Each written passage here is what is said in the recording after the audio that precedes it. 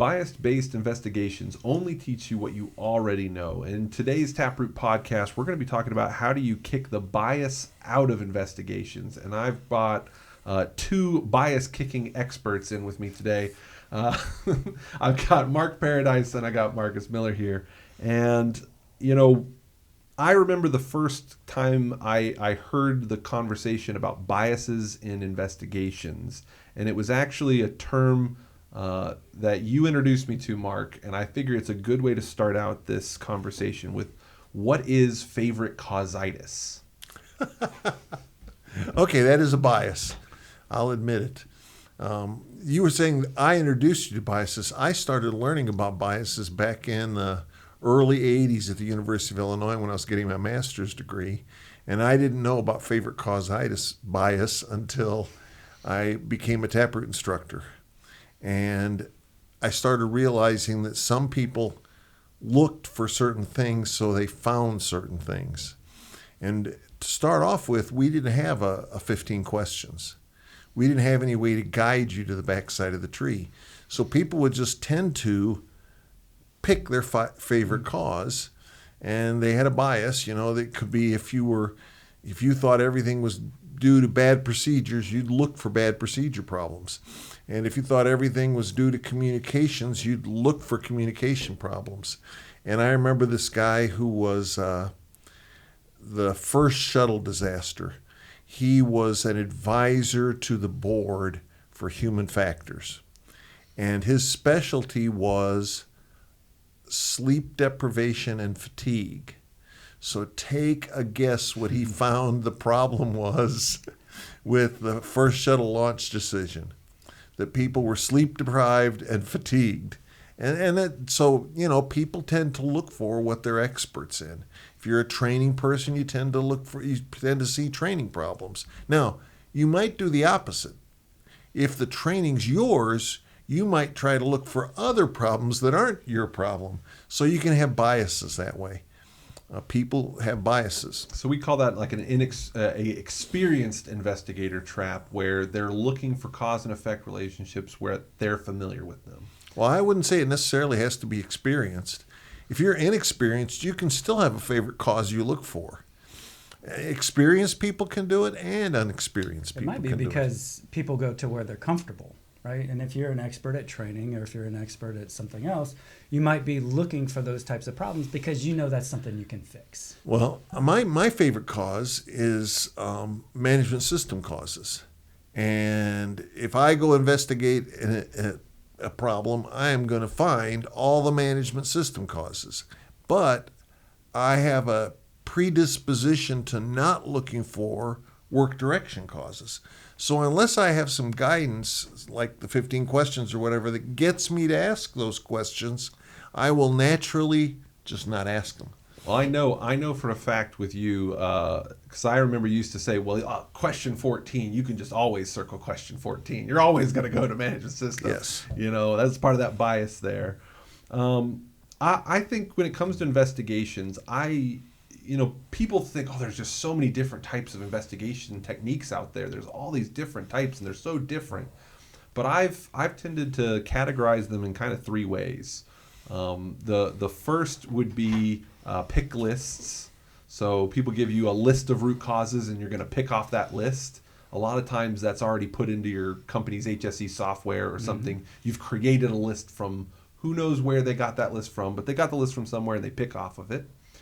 You have what I call bias-based investigations, which are taking your knowledge and experience and fitting it into a format. 5 whys is probably the most common of this. It's what I know, the cause and effect relationships that I know. But there's a lot of techniques that fall into that. Fishbone diagrams, same Fishbone diagrams, and other methods that again, they'll have different types of categories. They'll have different. Some are more like a cause and effect diagram or something like that. It's taking what you already know and fitting it onto some technique. And then the third type, which is what we teach, which is Taproot, and that's what we call expert guided system. So it's going to give you a structured process that's going to remove some of those biases, and we'll talk probably in this a little bit about how Taproot removes those biases, but it's also giving you guidance to make sure that you're asking the right questions and getting outside of your own comfort zone for what you know and don't know to look for. So we mentioned experienced and you mentioned inexperienced investigators. So I think the things that you already know, being an experienced investigator looking for what you already know, that is, I think, pretty common. What I think people miss sometimes is the inexperienced investigator traps, which is two things. One, they don't know the questions to ask. But the other thing is they tend to bias themselves to the first answer they get. So they hear something and they don't have enough knowledge and experience to question it and move forward. So they might, it's for the first thing that they can understand, they'll lock on that one. And even if they don't know if it's true or false, they really don't have any evidence that backs it up. That leads them to just pick that answer. And they'll stop as soon as they run out of things that they can understand. Well, that's the old, human error was the root cause of this. Because when you get to human error, why then I can stop because all we have to do is, we'll blame the person. Fix and we'll that person, caution yeah. them to be more careful next time, and that'll solve that problem. So we can see these different types of errors. I look for the things I know about. I'm making decisions on stopping investigations not based on evidence but based on experience and bias. So what are some of the ways that we try to combat that in our process? What are some ways that we combat some of these biases?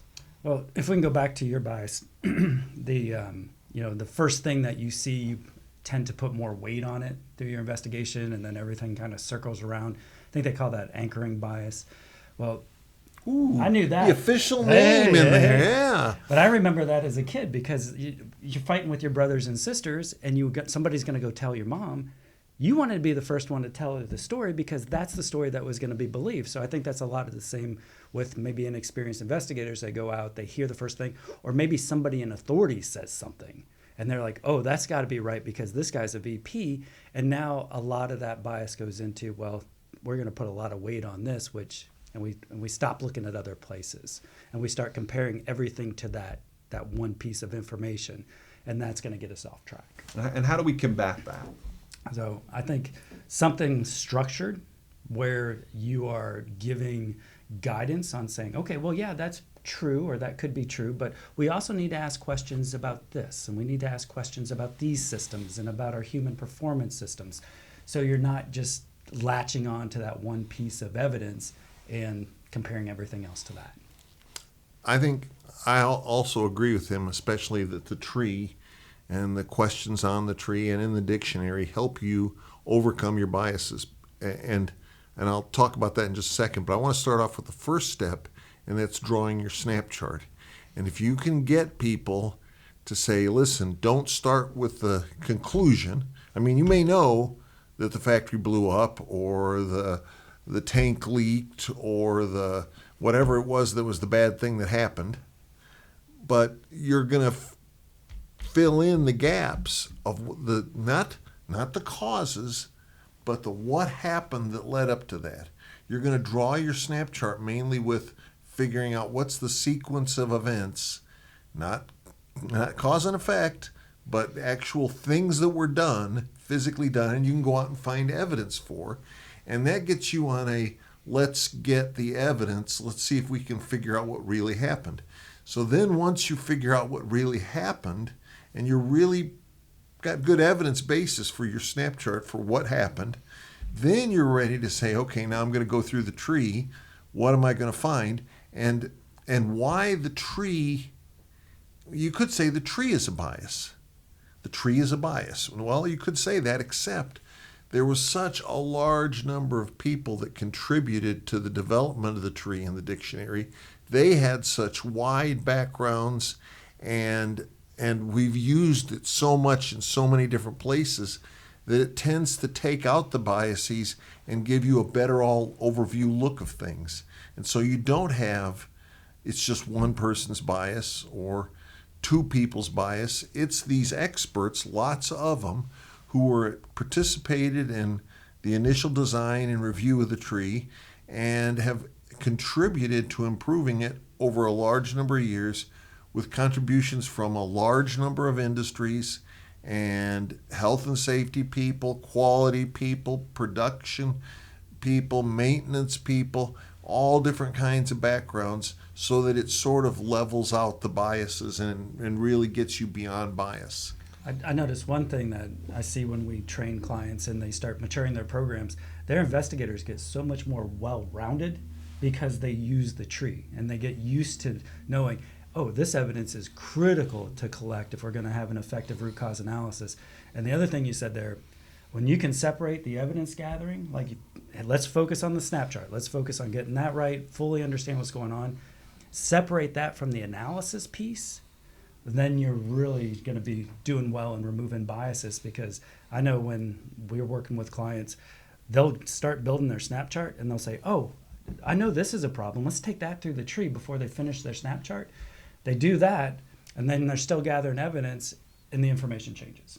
Now they've got to go through the tree again, right? Because the answer is going to be different because you're working with different evidence. So keeping those processes separate, to keep it a process where you gather your evidence first, you organize it before you start any analysis, is going to help get rid of some of those biases. It's about starting with the what and not the why. And for me, I can think back to times when I had to do investigations with operators, and you'd come up to the piece of equipment that maybe they broke something, or something scrapped, or some issue occurred, some quality or safety defect. You're getting in there, and the question is, well, what happened? And they go, well, this caused it. And you're like, well, I don't even know what happened yet. Let's slow down. We don't have to go with cause. We just need to understand what happened, get the facts first. And a lot of times, when you use a technique like 5 whys, they go, oh, 5 whys is so fast, because we get in there, we go, why did that happen? Why did that happen? Why did that happen? You narrow immediately into something, and there's so much that can get missed. There's so many opportunities that you just don't see, because you're narrowing too quickly without all the facts, without all the evidence. Well, that's where biases thrives. Right? Yeah. I mean, that's all built on your own biases. You're coming up with the questions to ask. There's no other help that you're getting from maybe knowledge that you don't already have access to if you don't have something like Taproot or a system to help you with that. And I think there's a big difference between what we do with a snap chart and even something like a fishbone diagram, where you've got, they'll have their different categories that they're having you do Y trees on, essentially. And with the snap chart, we're looking for evidence and understanding, context, and things like that help us better see a picture of what happened, instead of just trying to say, okay, is the people the problem, the equipment the problem, the materials were the problem. It's just framing and changing the way we think about things, and that's how we get away from bias, is changing the structure of how we're approaching investigations, so that it's not blame focused, finding the fault right away. Because if you're looking for the fault right away, that tends to hit you right into whatever your bias is. I know I've got a problem with him. He's my problem. So I'm going to find the mistake he made and get on and fix him out the door. So those are the kind of things we have to look at. Now, can I throw one thing in? Go for it. Interviewing is even one step before your snap chart usually. And in interviewing, a lot of times people start with who and why. And your who part is, there you go, blaming somebody, right? I mean, you need to know who did what, but you don't have to put their name down and make them the guilty party. And the why is jumping to conclusions. So what you should be using is the other interrogatives, the how did it happen, what happened, where did it happen, when did it happen, to what extent were they doing that, under what conditions did this happen. And so we teach in our interviewing thing, well, first off, we teach them to tell their story. Let them tell their story. Then you can go back and ask questions when you're working backwards to say, well, how did that happen? What were the conditions around when that was happening? And so that doesn't get blame oriented, and it pulls more information out, which is what you're trying to do in an interview, is get that information on the table, get that information for your snap chart, and do that without placing blame, because once you start placing blame, or it sounds to the person like you're placing blame, they're gonna hold that information closer and not share as much with you. Well, and Barb talks about, and I'm sure we've got a webinar that can be linked right down below for this from Barb, but Barb talks about, also not just looking at the what and the how, but when you're questioning people, to get away from biases and get toward facts is to look at the tell me and show me. Tell me, how does this happen? Tell me, how do you normally do this? Show me what this process normally looks like. And having them walk you through that story of this is how the process normally works, it opens you up to looking for, well, how was this different?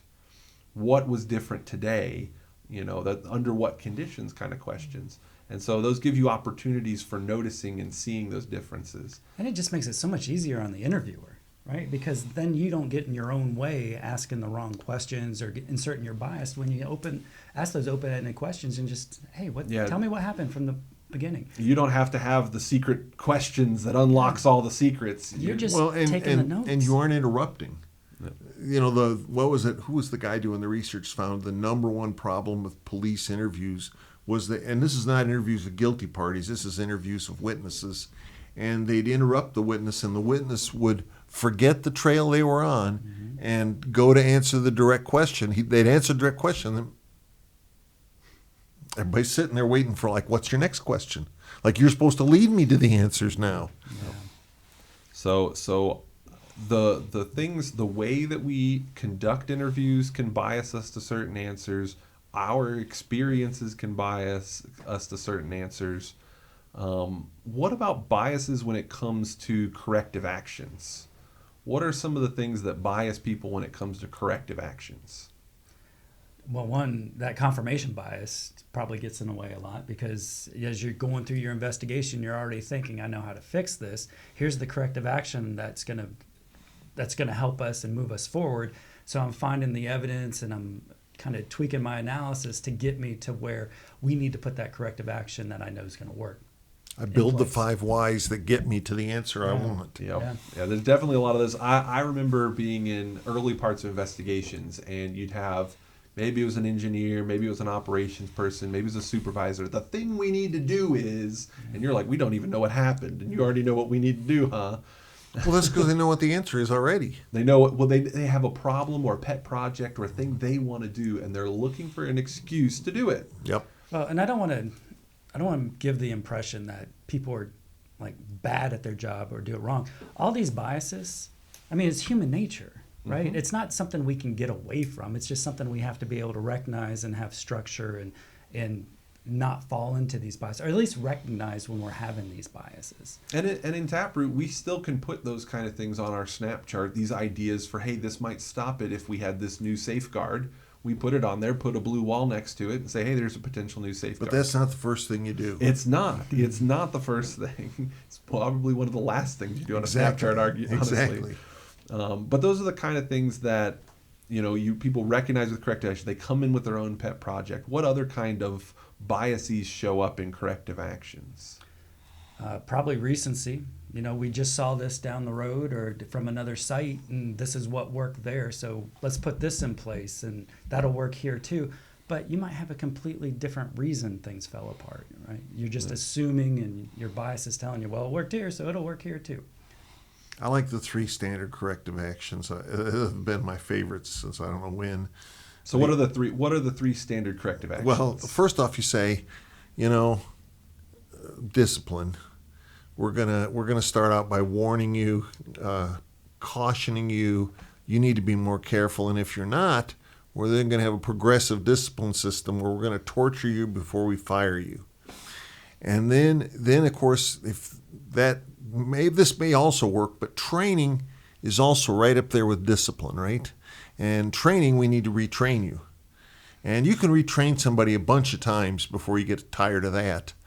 And the training one, also, if you can make the training bad enough, it can seem like discipline to have to go back to training. Oh, yeah.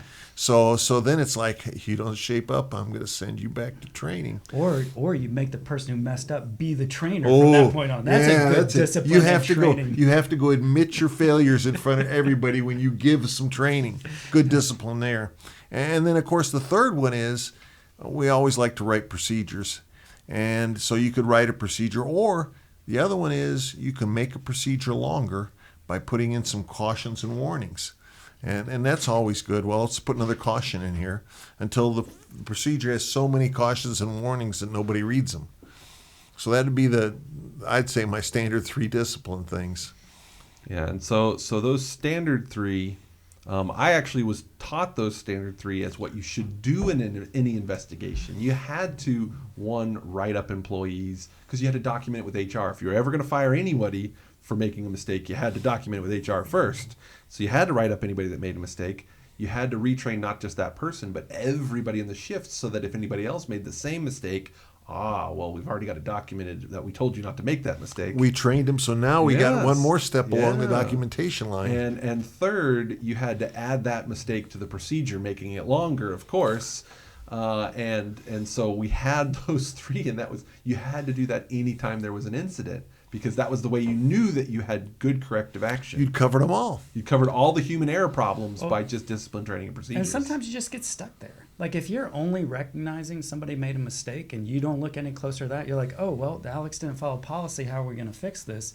And you don't go in, you don't look at what situation they were in, what did they believe at the time, what was their train. If you don't get all that other background or all those other conditions, then you're stuck at, well, if we're going to prevent this, we got to retrain them, or we got to discipline them, or we got to put more rules in place. You just don't have enough information to do anything more constructive. So this goes back to when we developed the corrective action helper. And I remember the class, and I was teaching with Linda, and we were teaching, I think it was at a refinery, and these guys had found the person opened the wrong valve. It wasn't labeled. He thought it was the right valve because he thought that's what it was. But they were supposed to track down the line to make sure that the valve they turned was the right one. But he knew which one it was, and so he opened it, and it was the wrong one, and it caused some problem. And so they came out with the tree. They came out to one of the right answers, and it was labels need improvement on the valve. And so I thought, these guys are on the right track. I could leave them alone. I'll go work with another group. And what was their corrective action? Their corrective action was caution people to be more careful when opening valves that don't have labels. And I thought, you can lead a horse to water, but you can't make him drink. What are we going to do? And so we decided that everything on the tree needed it's not the dictionary, it's the corrective action helper. What do you do to fix this kind of problem? And so we developed an initial one of those. We sent it out for testing with our advisory board. They came back with some other ideas that weren't on there, and we've gone through a couple different revisions on it now to where we have a pretty good solid list of this is how you fix this root cause. And it doesn't say caution people to be more careful when. Yeah, so having that information to help challenge, so you're not just jumping to the first thing you know. I remember, again, I had a supervisor, and he always counseled the operator to be more careful. That was his start. Well, the first thing we did was we counseled the operator to be more careful. And I had to stop him. I said, and by the way, it isn't those aren't the exact words. Those are the exact words he did. used. He said, counsel the operator to be more careful. That was literally gosh. every presentation for what we were doing to fix this problem. It started with, and I had to tell him, I was like, you got to stop. You can counsel them, but you are not gonna, that is not an acceptable corrective action. You're going to have to do something else. It's fine to counsel them to be more careful. Not that will actually help, but because clearly it wasn't. Well, they weren't. In most cases, they weren't being careless to start with. No, very careless. In most cases, they were doing something they thought was okay. Mm-hmm. They thought they were. I don't know if they thought they were being careful, but they thought they were doing what they should do. I think to get the job they done. didn't. Right. They didn't recognize. They may not. In a lot of cases, they didn't recognize the things they were doing that weren't careful. Right. But they, even when you were counseling them, there was cases I can think of that the counseling didn't make them more careful because it didn't understand what had happened. Well, going back to that bias at the beginning there. The other thing is a lot of times people say, they'll take that. They'll say, I was wrong, and I'm going to be more careful. But how long does that warning ride change their performance? And you get back to doing the normal thing every day, and now you're going to be uncareful a different way. Yeah, somewhere else you're being uncareful. Yes. And it'll tear apart your culture, too. If you're counseling people and you're saying, hey, be more careful. If you didn't look into it and really understand the situation and truly improve the systems that are helping them perform, they know in the back of their head, I made this mistake because of this problem here, but now I'm getting yelled at about it. And to save Or my job. they'll think I could be more careful next time. Yeah. Or to which save they their don't job. even recognize that's not possible. Well, I think culture-wise, as a manager and as leadership and as a plant, it definitely biases you against people, because the people that make mistakes, you think they're not careful people. They're the problem. If I could just fix them, or if HR, and I've heard this one before, if HR would just hire better people, these things wouldn't happen. Which brings me back to a refinery, another refinery example. This guy was a safety manager at a refinery. They'd implemented Taproot. We were doing training, and he didn't really like it very much because the operations people had brought this in, and it wasn't a safety initiative to start with. So he came up to me, he's talking to me, and he said, well, what do you think of this? Here at this plant, 90% of the incidents, or 90% of the major injuries and fatalities are caused by only 5% of the people. Now, what would you do about that? And I sat there for a minute. Came back and said, listen, that's easy. You fire the 5%, and then you get a 90% increase in safety. And he looked at me and he goes, well, we can't do that. We're a union plant. We can't just fire people for having accidents.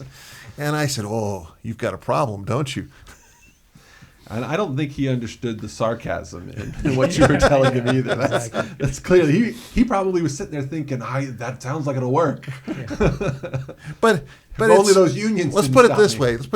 If you worked at a plant where 90% of the people were getting seriously injured or dying, that'd be definitely be a problem. The turnover would be a problem there. Yes.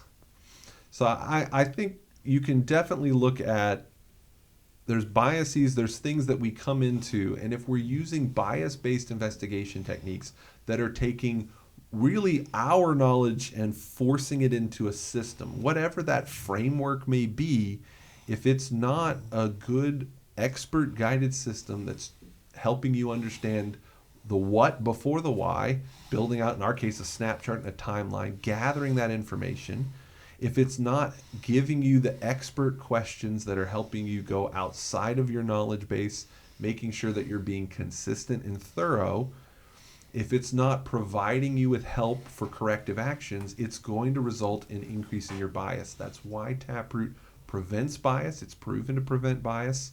And we help people get outside of doing the same thing again and again, expecting different results with your investigations. And there's a measure for that. When people go through training and start using Taproot, you can ask them afterwards, and what you're going to find is they look for a wider variety of causes than they would have looked for before. So instead of having whatever their narrow bias was, they have now at least spread that bias to be wider, or look for more and different kinds of causes than they previously looked for. And because it's in Taproot, there are things that can be fixed. So they get a much wider view of why human performance is the way it is, or why equipment performance is the way it is. Yeah, you could always go and measure what percentage of our corrective actions focused on system improvements opposed to people improvements. Like just the 3 corrective actions you were talking about, the training, the discipline, putting more rules in place. How many of those, and compare it to how many times that you've actually truly improved the systems that are going to help people perform better. And then you'll know before and after training. And we've also had clients that have tracked corrective action effectiveness and looked at, what were we doing for corrective actions before we were using Taproot versus after, and they can see an improvement there as well. So if you want to capture these kinds of techniques, if you want to learn more best options for you, we have a 5-day advanced Taproot course that's going to cover everything. You get the interviewing that Mark talked about. You get the 7 basic cause categories, in-depth understanding of that, and all these other techniques. We also have a 2-day and 3-day virtual course that gets you those fundamental snap chart. 2-day face-to-face and a 3-day virtual. 3-day virtual. That gets you those fundamentals, snap chart, cause effect, root cause tree, corrective action. It's going to give you those techniques and all of the questions and information and knowledge that you need to challenge and have the process that eliminates bias. So those are your best bets. You can always reach out to us if you want to learn more. There are links down in the description below, and we will catch you at the next Taproot podcast.